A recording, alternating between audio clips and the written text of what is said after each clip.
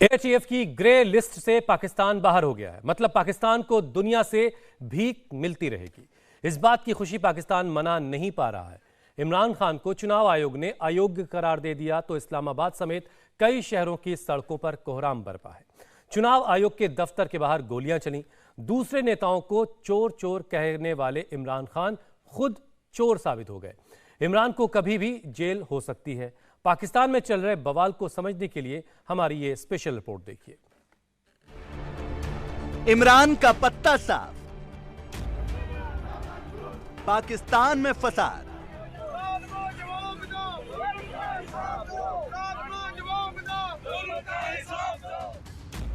नए पाकिस्तान का सपना दिखाने वाले इमरान करप्शन में फंस गए।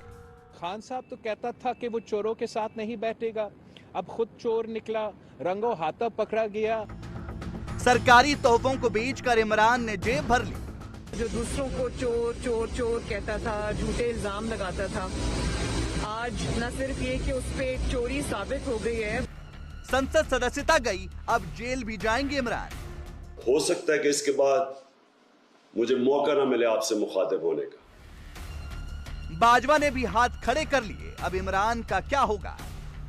उनकी जानिब से यह भी कहा गया है कि पाक फौज अब सियासत में किरदार अदा नहीं करेगी। ये बहुत ही बड़ी ब्रेकिंग न्यूज है। पाकिस्तान में फिर शुरू हो गया तमाशा कुर्सी का।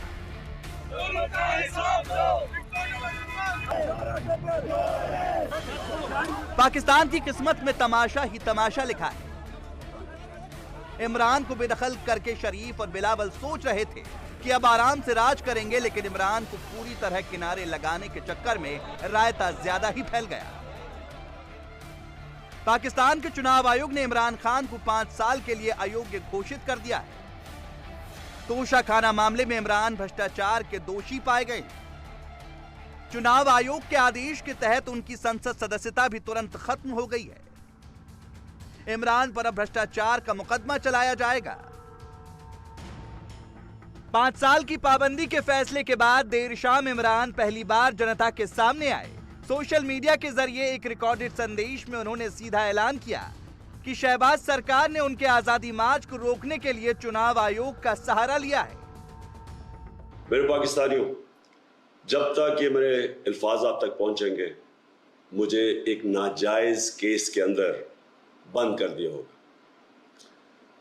इससे एक चीज आप सबको वाज़ेह हो जानी चाहिए कि पाकिस्तान में जो फंडामेंटल राइट्स हैं, जो हमारा आइन हमें हुकूक देता है, जो जमहूरियत है, वो दफन हो चुकी है। और हो सकता है कि इसके बाद मुझे मौका ना मिले आपसे मुखातिब होने का। इसलिए मैं 2-3 बातें आपसे करना चाहता हूं। आज ये जो किया जा रहा है, ये इसलिए नहीं किया जा रहा कि मैंने कोई कानून तोड़ा है। ये सिर्फ इसलिए किया जा रहा है कि ये चाहते हैं कि मैं जो हकीकी आज़ादी की तहरीक है, इससे पीछे हटूं। और ये इसलिए किया जा रहा है कि ये करप्ट चोरों का टोला, इंपोर्टेड हुकूमत जो हमारे ऊपर मुसल्लत की गई है, ये चाहते हैं कि मैं उसको कबूल कर लूं। मैं आज आप सबसे अपील कर रहा हूं कि आपको अपने हकूक के लिए, अपनी हकीकी आजादी के लिए सबको निकलना पड़ेगा। चुनाव आयोग का फैसला आते ही इस्लामाबाद में बवाल मच गया। बड़ी तादाद में इमरान समर्थक चुनाव आयोग के दफ्तर के बाहर जमा हो गए। ऐसी खबरें आई कि इस भीड़ में किसी ने गोली चला दी। पीटीआई कार्यकर्ता चुनाव आयोग में घुसकर अधिकारियों को सबक सिखाने के मूड में थे, लेकिन बाहर बड़ी तादाद में सुरक्षा बल मौजूद था, लिहाजा झड़प होनी तय थी।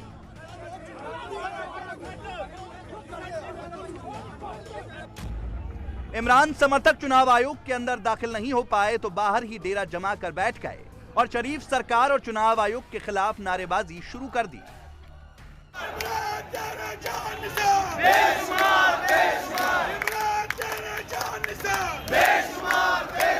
हमें इनसे कभी भले की उम्मीद नहीं थी। हम एग्जैक्टली इलेक्शन कमीशन ने वही किया है जो हमें इनसे उम्मीद थी। नवाज शरीफ और जरदारी के मुकदमात इलेक्शन कमीशन में लगने को नहीं आ रहे, उनकी फंडिंग केसेस लगने को नहीं आ रहा, लेकिन निशाना सिर्फ इमरान खान है। और इमरान खान को डिस्क्वालीफाई करके इनका क्या ख्याल है? पाकिस्तान के 22 करोड़ लोगों को ये डिस्क्वालीफाई कर लेंगे? पाकिस्तान के 22 करोड़ लोगों को नाअहल करने का जो आज फैसला दिया है इन्होंने, ये एक शर्मनाक फैसला है। पाकिस्तान की इज्जत के ऊपर ये हमला और पाकिस्तान के अवाम के मुंह के ऊपर ये तमांचा मारा गया है। अभी एक हफ्ता पहले इमरान खान जो है वो 2/3 अक्सरियत से जो सीटें हैं वो जीत के वापस आ रहा है। पंजाब के इलेक्शन होते हैं, 2/3 मेजॉरिटी से इमरान खान वापस आ रहा है। तुम लोग होते कौन हो ये फैसला करने वाले? मैं अवाम से अपील करता हूँ, अपने हक के लिए बाहर निकलें। ये पीटीआई का मसला नहीं है, ये इमरान खान का मसला नहीं है, ये पाकिस्तान के 22 करोड़ लोगों के मुंह के ऊपर ये तमांचा है। देखते ही देखते इस्लामाबाद के हालात बेकाबू हो गए। हजारों की तादाद में पीटीआई कार्यकर्ता सड़कों पर उतर आए और आगजनी शुरू कर दी। इस्लामाबाद के आसमान पर काला घना धुआं दूर से दिखाई देने लगा। बाहर निकले आम लोग दहशत के मारे जहां के तहां थम गए और सड़कों पर गाड़ियों की लंबी लंबी कतारें लग गईं। पाकिस्तान की सियासत में आए इस नए भूचाल की वजह है ये बेशकीमती तोहफे, ये सोने जड़ी घड़ियां, हीरे जवाहरात के कफलिंग्स, कीमती हार और न जाने क्या क्या। पाकिस्तान के पीएम रहते इमरान खान को ये बेशकीमती तोहफे विदेशों से मिले थे। पाकिस्तान में 1974 में तोशाखाना विभाग बनाया गया था। सत्ताधारी नेताओं को मिलने वाले तोहफे इसी तोशाखाना में जमा कराए जाते हैं। इमरान खान ने भी सत्ता में रहते कीमती तोहफे तोशाखाना में जमा कराए थे, लेकिन बाद में उन्होंने सस्ते दामों में ये तोहफे तोशाखाना से खरीद लिए और फिर ऊंचे दामों में ये तोहफे बाजार में बेचकर रकम जेब में भर ली। इमरान खान ने कोई 14 करोड़ 20 लाख रुपए मालियत के 58 के करीब तहाइफ थे, जिनमें से इमरान खान ने 14 तहाइफ जो है वो 3 करोड़ 81 लाख रुपए देकर रिटेन कर लिए, जबकि 8 लाख रुपए के मालियत के तहाइफ जो थे उनकी अदायगी नहीं की। और जो रेफरेंस कहा गया था उसमें कहा गया था कि इमरान खान ने तोशाखाना से जो वसूल शुदा तहाइफ थे और जो उनकी खरीदे गए तहाइफ को इलेक्शन कमीशन से छुपाया, उनको अपने असासों में जाहिर नहीं किया और इमरान खान ने तोशाखाना के तहाइफ को फरोख्त भी कर दिया था और उनको भी गोशवारों में शामिल नहीं किया गया था, दिखाया नहीं गया था। और इमरान खान को आइन के आर्टिकल 62(1)(f) के तहत जो नाअहल किया जाए ये रेफरेंस भिजवाया गया था। उन्होंने बताया कि उसकी मुश्तरका रकम जो उन्होंने अदा की थी वो 3 करोड़ 80 लाख रुपए थी, जबकि उन्होंने ये भी माना कि 4 तहाइफ ऐसे थे जो कि जिनकी मालियत 2 करोड़ 12 लाख रुपए बनती थी, इनको इमरान खान ने फरोख्त किया 5 करोड़ 80 लाख रुपए का। और उन्होंने कहा कि क्योंकि ये तहाइफ जो थे वो जून 2019 से पहले ही वो फरोख्त कर चुके हुए थे, इसलिए उनको गोशवारों में इमरान खान ने कहा कि उन्होंने जाहिर नहीं किया।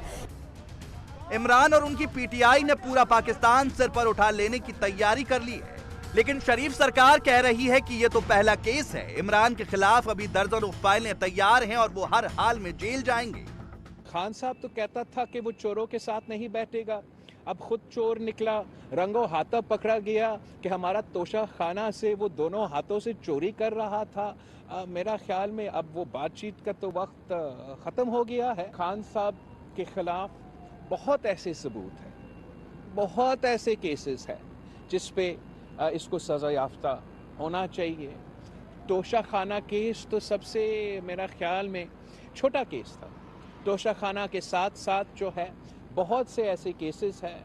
फॉरेन फंडिंग का केस आप सब ने सुना होगा, इजराइल का शहरी से, बाकी ममालिक से शहरी से, भारत का शहरी से फंडिंग जमा करे, तो उस केस में भी जो है हमें फैसला का उम्मीद है। ये तो इब्तिदा है और इसके बाद बहुत से ऐसे फैसले आएंगे। खान साहब ज़रूर परेशान होगा। पाकिस्तान में सियासी दुश्मनों को ठिकाने लगाने की पुरानी रिवायत है। सत्ता से बेदखल होते ही नेता या तो लंदन भागते हैं या फिर जेल जाते हैं। यही परंपरा इमरान खान पर भी लागू होती दिख रही है। क्योंकि ये इलेक्शन कमीशन जो है वो पाकिस्तान का एक आज़ाद रियासती इदारा नहीं, इस इलेक्शन कमीशन ने साबित किया है कि वो पीडीएम की एक हलीफ जमात है। आज सुबह अली जफर साहब ने, शाह महमूद कुरैशी साहब ने प्रेस कॉन्फ्रेंस की। अली जफर साहब ने तफसील से कानून के अंदर बताया कि किस तरीके से कोई इमरान खान के केस के खिलाफ केस जो है उसकी कोई बुनियाद ही कोई नहीं है। ना इलेक्शन कमीशन के पास ये इख्तियार है ये रेफरेंस हेयर करने का, लेकिन उसके बावजूद हमें पता था कि क्योंकि इन्होंने फैसला कानून की बुनियाद पर नहीं, इन्होंने फैसला सियासत की बुनियाद पर करना है, तो वो फैसला जो है ये गैर मुतवक्के नहीं है। लेकिन ये मैं इनको और जो भी इनके साथ खड़े हैं सबको पैगाम दे दूं, आपका इमरान खान का -1 का ख्वाब कभी भी पूरा नहीं होगा। ये पाकिस्तान की जमहूरियत इमरान खान के बगैर नहीं चल सकती है। सत्ता से बेदखल होने के बाद नवाज और बिलावल को उम्मीद थी कि इमरान खुद ब खुद किनारे बैठ जाएंगे, लेकिन उल्टे इमरान ने दोनों के खिलाफ मुहिम छेड़ रखी है। हाल में हुए उपचुनावों के नतीजों ने शरीफ और भुट्टो फैमिली को और भी सदमा दे दिया। हाल में पाकिस्तान में संसद की 8 और विधानसभा की 3 सीटों पर उपचुनाव हुए। इसमें से संसद की 6 सीटों पर और विधानसभा की 2 सीटों पर ताबड़तोड़ जीत हासिल की। संसद की 7 सीटों पर इमरान खुद लड़े और 6 सीटें जीती। पीपीपी को सिर्फ कराची की संसद सीट पर जीत मिली, जबकि पीएमएलएन को पंजाब की 1 विधानसभा सीट पर जीत मिली।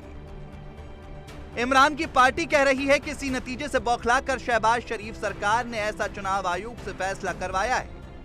आज ये जो फैसला दिया है ये नवाज शरीफ साहब के एक जाती मुलाजिम ने दिया है। नवाज शरीफ ने ये फैसला लिखा है और उनके जाती मुलाजिम ने साइन करके यहाँ पर अनाउंस किया है।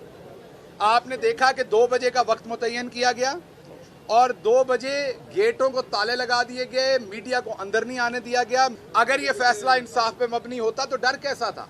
अगर ये फैसला इंसाफ के कवानीन को पूरा करके होता तो 2 बजे का अगर अनाउंस किया था तो फिर लोगों को आके सुनने दिया जाता। तो ये नवाज शरीफ का लिखा हुआ फैसला है, एक मफरूर भगौड़े का लिखा हुआ ये फैसला है जिसको आवाम हर लिहाज से मुस्तरद करती है। रही बात इमरान खान की, तो इमरान खान वो लीडर है जो जहां खड़ा हो जाए कौम अरबों रुपए उसके पैरों में ढेर कर देते हैं। इमरान खान जहां पर सिग्नेचर कर दे वहां करोड़ों अरबों रुपए इकट्ठे हो जाते हैं। मैं आपको ये गारंटी से बता सकता हूं कि इमरान खान ने इस कौम के एक पानी का जो एक आप कहें कि एक ग्लास था उसकी हिफाजत की है। इमरान के कार्यकर्ता लाख उनकी बेगुनाही की दुहाई दें, लाख उनकी ईमानदारी के किस्से सुनाएं, लेकिन फिलहाल तो फैसला उनके खिलाफ आया है। 5 साल के लिए बैन, संसद से आउट और अब कैद खाने की तलवार भी सिर पर लटकने लगी है। ऐसे हालात में इमरान के सामने बचने का सिर्फ एक ही रास्ता था और वो था फौज की शरण में जाना। लेकिन इमरान ऐसा कुछ सोच भी पाते उससे पहले ही बाजवा ने हाथ खड़े कर दिए। जनरल कमर जावेद बाजवा ने कहा है कि वो अब से 5 हफ्तों में रिटायर हो रहे हैं। ये एक और अहम और ब्रेकिंग न्यूज आज की, जिसमें army chief general Qamar Javed Bajwa की जानिब से कहा गया है कि 5 हफ्तों में वो रिटायर हो रहे हैं। Army chief general Qamar Javed Bajwa का ये मौक़िफ़ सामने आया है जिसमें उन्होंने कहा है कि वो 5 हफ्तों में रिटायर हो रहे हैं, वो एक्सटेंशन नहीं लेंगे। अब से 6 बरस पहले उनको आर्मी चीफ तैनात किया गया था, फिर 3 बरस के बाद उनकी मुद्दत मुलाजमत यानी उसमें तोसी की गई थी। अब उनकी जानिब से मौक़िफ़ आया है कि 5 हफ्तों में रिटायर हो रहे हैं। Army chief general Qamar Javed Bajwa का ये मौक़िफ़ है कि वो एक्सटेंशन नहीं लेंगे। हालांकि बाजवा का रुख पहले ही साफ हो चुका था और उनके रहम करम की छाया इमरान के सिर से तभी उठ चुकी थी जब पीएम रहते उनके खिलाफ विपक्षी पार्टियों ने मोर्चा खोल दिया था। इस्लामाबाद की घेराबंदी की गई। फजलुर रहमान जैसे धार्मिक नेता इस्लामाबाद के बाहर जुलूस लेकर डट गए और बाजवा की फौज ने इसमें कोई दखल नहीं दिया, बल्कि माना यही गया कि इमरान को कुर्सी से उठाकर फेंकने के खेल में बाजवा की पूरी सहमति थी। इमरान की फजीहत करने वाले वही फजलुर रहमान आज के फैसले को अपने आंदोलन पर मुहर बता रहे हैं। इमरान खान पाकिस्तानी सियासत का गैर ज़रूरी अंसर है और उसे हमारी सियासत में फीड किया गया है, जिसके साथ उसके पुश्त पर बैनुल-अक़वामी एस्टेब्लिशमेंट है और तश्तज़बाम हो गया है उसकी अमानत भी, उसकी दियानत भी, उसकी सदाकत भी। सदाकत का ये आलम कि सुबह एक बात करता है तो शाम को दूसरी बात, फिर अगले दिन उससे मुख्तलिफ, फिर अगले दिन उससे मुख्तलिफ, किसी बात पर आज तक ठहरा नहीं है। ये कैसी सदाकत है कि जहाँ रोज़ रोज़ उसका बयानिया तब्दील होता है। और अमानत का ये आलम कि ये तो लोगों को चोर कहता है कि पाकिस्तान में उन्होंने चोरी की है, लेकिन इसने तो पूरी दुनिया को लूटा है। अमरीकियों से पैसा लेकर लूटा है, इसराइल से पैसा लेकर लूटा है, यहूदियों से पैसा लेकर, इंडियंस से पैसा लेकर, कोई हिसाब नहीं है। उपचुनाव से पहले से ही इमरान शहबाज सरकार के खिलाफ जबरदस्त मुहिम चलाए हुए थे। अपनी कुर्सी छीने जाने की खलिश उनकी प्रेस कॉन्फ्रेंस में साफ झलक रही थी। बम्पर जीत के बाद तो उनके हौसलों को मानो पंख लग गए। हमें देखे कि हमारा वो भी शहबाज शरीफ मांगने गया था, अमेरिका जी मुझे पैसे दे दो, मैं मजबूर हूं। जो मुल्क दूसरे मुल्कों के सामने हाथ फैलाता है, जिस तरह जो आदमी दूसरे आदमी के सामने हाथ फैलाता है, इज्जत नहीं होती, कौमी गैरत खत्म हो जाती है।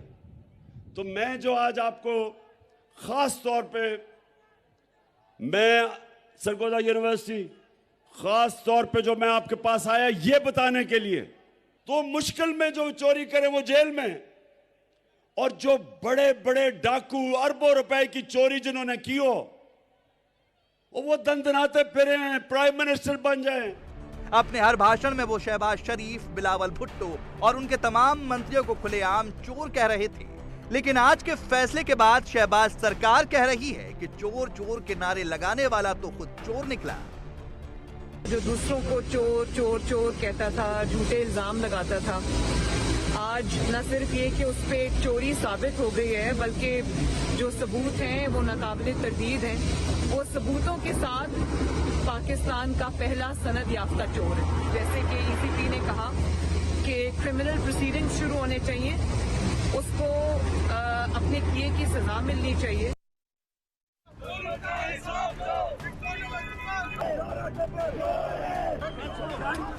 सीधी लड़ाई कुर्सी की है और पाकिस्तान में इस लड़ाई के ना कोई उसूल है ना नियम कायदे।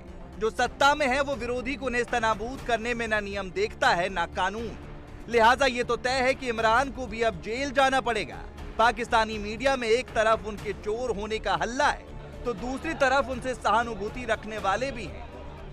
ये पैसे की बात करते हैं, ओ भाई वो बार के बार रखता, ये इस मुल्क को लूट के बाहर ले जाने वाले लोग, सही है, उसको क्या कह रहे हैं, वो मुल्क में पैसे लेके आया, मिसमैनेज किया होगा, महंगी मारी होगी, वो ठीक तरीके से वो हैंडल ना किया होगा। ये जो कह रहे हैं कि अब नवाज शरीफ आ रहा है, मैं देखता हूं नवाज शरीफ साहब आके यहां कौन सी तोप चलाते हैं। हाँ।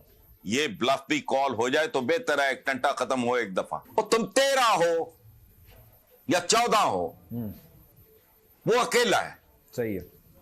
और तुम तो इलेक्शन की तरफ जाओ और कहो कि जी नहीं, बिल्कुल नहीं। इंडिया टीवी हर वक्त हर जगह डाउनलोड करने के लिए सर्च करें India TV news Google play store या ऐप स्टोर पर।